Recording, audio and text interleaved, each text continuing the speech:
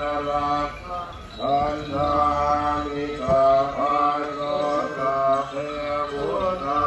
ภลังปัสสะปัจเจกานัจจยังวรังอรหันตกาสัพพะธัมมานิภาเว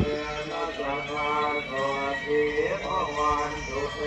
ภวตุสัพพะมังคลังรักขันตุสัพพะเทวตาสัพพะสังฆา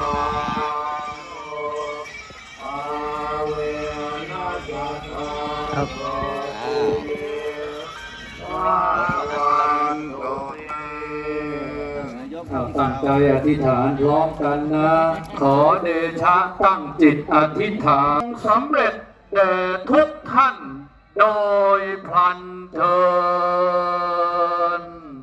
เอาสาธุเสียงดังๆให้เทวดารับรู้ครับ สถานที่แห่งนี้เทวดารักษาครับ1 2 3 ทุกสา ขออนุโมทนาต่อทุกท่านนะครับ นี่เป็นประวัติศาสตร์ ตัดเลยครับตัดเลย นี่เอานี่มีอะไรตัดเอาให้เห็นข้างหลังนี่ อ๋อ ท่านอาจจะฟังไม่ถนัดชัดเจนนะ ท่านพลอากาศตรีสุวิชัยสมบัติกุราปฏิบัติการเชิญสังฆทาน